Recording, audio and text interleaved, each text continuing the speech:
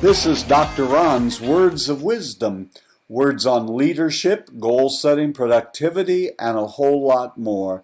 Consider this your vitamin or supplement for your mind, your heart, and your soul. Wherever you download podcasts, would you mind subscribing to Dr. Ron's Words of Wisdom?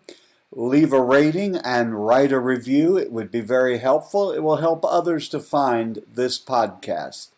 Today we're going to talk about time management.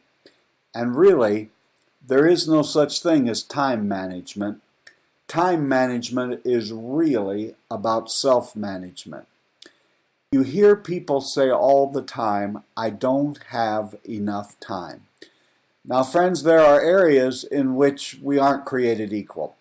I have shaved this face every morning for lots of years, and whereas I believe it's a wonderful political statement to say that all people are created equal, but I can tell you, as I look at my face every day, all people are not created equal. None of us got to choose where we'd be born, who our parents would be, and lots of other things. But there is one area in which you and I are equal with everybody who is alive, ever been alive, or ever will be alive, and that is we all have 24 hours a day. Sometimes if you want to really scare yourself, do an audit over a few days or a week about how you spend your time, and it might be for you a rather frightening consideration. Time doesn't seem to ever wait for us, because it doesn't. It keeps moving along. Now, it was Peter Drucker who said, what sets apart successful people from unsuccessful people is their loving care of time. That's why, to me, you need to really have a usual time you go to bed and a usual time you get up, because if you don't, we'll end up wasting a lot of time.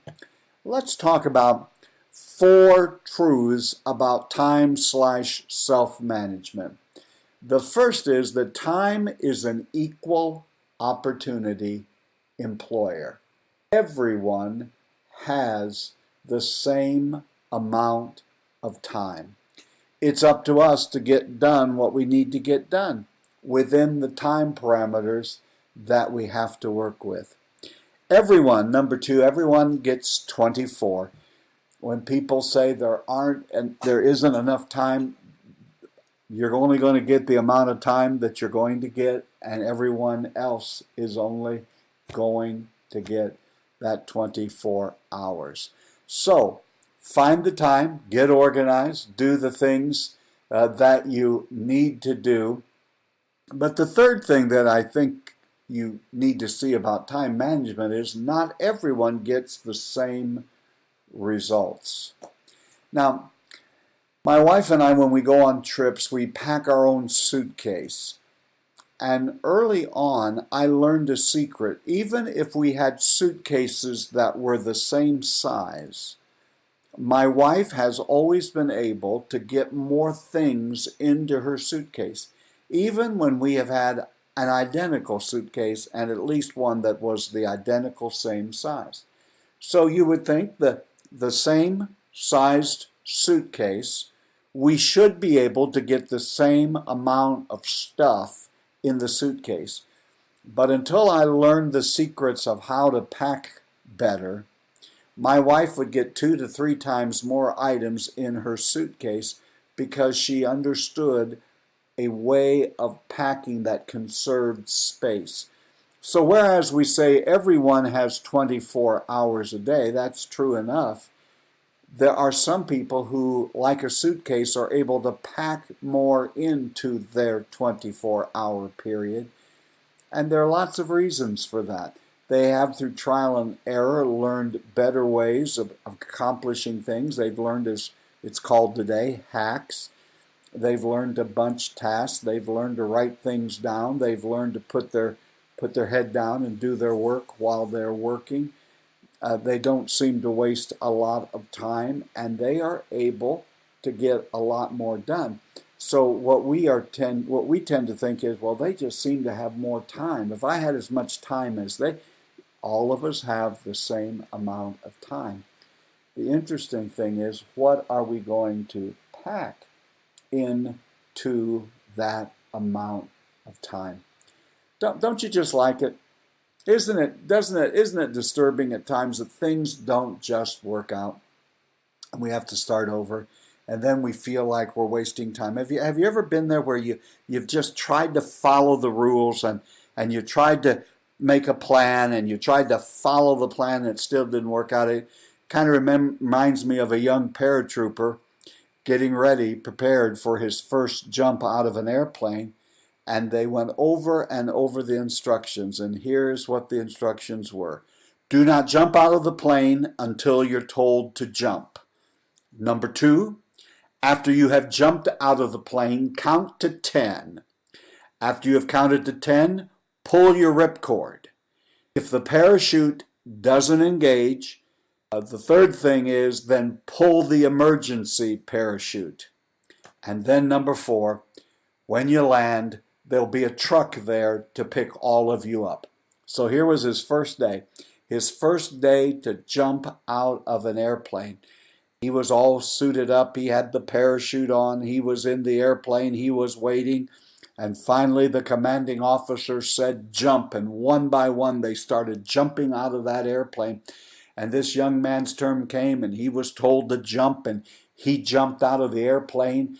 He did as he was instructed. He counted to 10 and he pulled the ripcord, and the parachute did not engage. Well, he remembered what the third step was. And the third step was pull the emergency ripcord. And so he immediately pulled the emergency ripcord, and it didn't open either. And in total exasperation, the young man said as he was free falling to planet Earth, and I suppose there won't even be a truck there to pick us up when I land. Well, we all have had days like that where things just don't seem to be going, our plans, but you got to keep working within the time. And not everyone gets the same results. That's again why I continually beat the drum. Get prepared the night before for what your morning routine is going to be, what activities you must get done, and then work them with all of your might. And the last thing in this section is, really, you can read time management books, you can go to seminars, you can take webinars, and they're all fine. But the fact of the matter is, it's not your time that needs management, it's you who needs to be managed. We have to manage ourselves. One of the things that will help you redeem some time and to recapture some of your time, I feel like my leadership went to a whole new level when I focused more on the vision that God had given to me and the goals that I believe I was to achieve, and I worked on them, and I quit trying to fulfill others' expectations. I've lived a lot of life, and all of us have, many of us have in our hearts this idea that we want to please people. Well, let me help you. Most of folks will not be pleased. That's why you have to have your own goal, the vision that you've been given. You have to have a plan on how you are going to work your day. It doesn't mean that certain things will happen in your life and other people's lives that will interrupt your schedule, but you need to work on your goals and your dreams and your visions. Because if you don't have any, and if you don't know what you're going to do today, you will be at great risk, because there will be people who will tell you what to do, and they want you to help them fulfill what they want to get done this day. And my life changed in a dramatic way when I got ready and decided I'm going to fulfill the things that I have been called to do and quit trying to fulfill everyone else's expectations of my life. You and I were put on planet Earth to make a unique contribution. I don't care if you have a job or you don't have a job. I don't care if you don't feel like a leader at all. You are leading somewhere, and you are a unique person, and you have a contribution you need to make. And no one can do that for you. Only you can make that unique contribution. It was Henry David Thoreau who said, "It's not enough just to be busy. The question is, what are we busy about?" It's almost a badge of honor in our culture to tell everyone how tired you are and how busy you are and you don't have time. But why don't you take an evaluation? Take an inventory this week. What have you been busy doing? Is it anything that's going to move the needle, that's going to get you to fulfill the goals and dreams that you have? Are you doing the things that only you can do to give your unique contribution that you have been called to do? You are doing better than you think you are, but we all have room for improvement. Take time and use it, and make sure you know what direction you're going and follow through on your plans.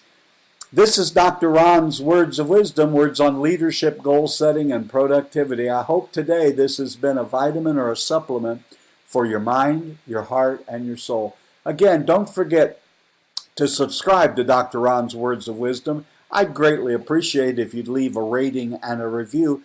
That will help others be able to find this podcast. Until next time, God bless you and keep up the good work. You're doing better than you think you are.